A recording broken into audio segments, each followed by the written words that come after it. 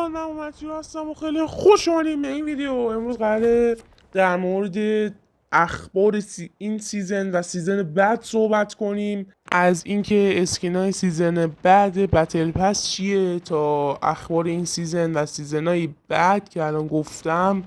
بچه در مورد همه چی میخوایم صحبت کنیم، پس ویدیو رو از دست ندین، چیپس و بوفکر رو بگیرین که بریم سراغ ویدیو. لیتس گو. مستر بیست ریس، مستر بیست یس تریست. اول اخباری که واقعا نظر خودم خیلی جلب کرد اینه که بچه‌ها داخل سیزن بعد ما میتونیم لندینگ خودمون رو ببینیم. این قسمت مخصوص کسایی که خیلی میخوان شواف کنن، اکانتشون خیلی خوبه. بچه‌ها قراره یه قسمتی بیاد که میتونه گانای متیک شما رو داخل یه قسمت نشون میده، گانای لژند شما رو یه قسمت، و گانای اپیک شما رو یه قسمت، که واقعا خیلی خفنه. و همچنین میتونه همه قشنگ ببینن که چیا شما دارین. خیلی به نظر من باحاله و از این خیلی خوشم آمد. مطمئنم خیلیتون ذهنتون درگیر قرار موومنت داخل سیزن بعد چجوری باشه. بچه‌ها موومنت قراره مثل همون لندینگ باشه، یعنی با شخصیت سوم قرار ما ببینیم و نگاه کن شبیه وارزون میشه تقریبا موومنت ها. ببینید، فکر میکنم داخل جایی که من داشتم میخوندم میتونید خودتون تنظیم کنید که عادی باشه یا اینکه مثل وارزون شما موومنت بزنید.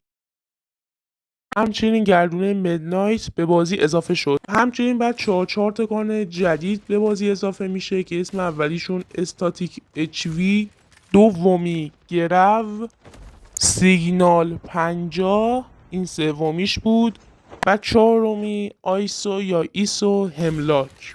این 4 تکان جدید هنوز هیچ تصویری ازشون در نیومده، پس نتونستم براتون به اشتراک بذارم. و گانهای لژندری جدید که قرار به بازی اضافه بشه، اولیش RPD، دومی دینگو و سومی MG82 و چهارمی این هورن ریولوینگ. گان پنجم گرو و گان ششم AK-117 لجند. و گان های جدید استاتیک HV و ایسو هملاک. اینها متیک های جدید بازی بودن، هنوز از متیک های دیگه که قرار تو سیزن بعد بیاد رونمایی نشده. و دوستان، این انیمیشن جدید استارت بتل رویاله که در سیزن بعد قرار داشته باشیم، و همچنین قراره که اندازه قاب نمایش گان هامون هم افزایش داشته باشه. و داخل این گان ها قراره یه تغییرات جزئی داشته باشیم که این N44 من اووار HVK و ICR و همچنین آیتم شاکستیک جزو آیتم های جدیدی هستن که در سیزن بعد به مولتی اضافه خواهد شد. و این اسکینایی که دارید مشاهده میکنید اسکینای جدید واسه بتل پس سیزن جدید هستن.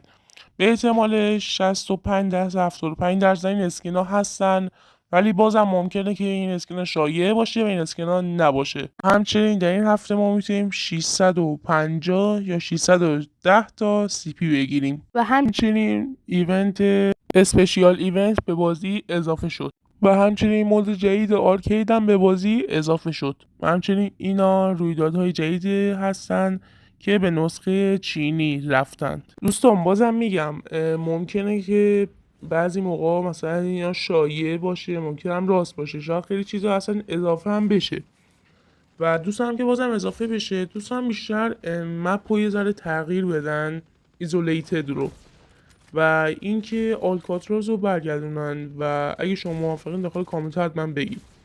خودم که خیلی دلم واسه آلکاتراز تنگ شده، ولی واقعا باید برگردونه.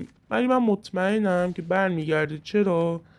چون دقیقا چند سال پیشم واسه بلک اوت رو جای ایزولیتد آورده بود و بعد از اینکه کلی پلیرها ناراضی بودن این دوتا رو از هم جدا کردن. الان میتونید اگه دوست داشتید میتونید بلک اوت بازی کنید، اگه هم دوست داشتید میتونید برید چی بازی کنید؟ ایزولیتد.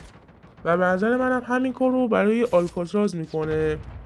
اگه دوست داشتید مثلا میتونید برید ریورس آیلند بازی کنید، اگه دوست داشتید میتونید آلکاتراز بازی کنید، که خیلی به نظر من همه میرن سمت آلکاتراز. و همچنین طی یکی دو روز پیش گردونه لانکوان هم به بازی اضافه شد که به نظر من خیلی گردونه خوبیه و به صرفه هم هست، ولی میتونستم به جای CVR4 یگان لژند بهتری بذارن مثل سریفتر که خیلی فروشش بهتر میشد.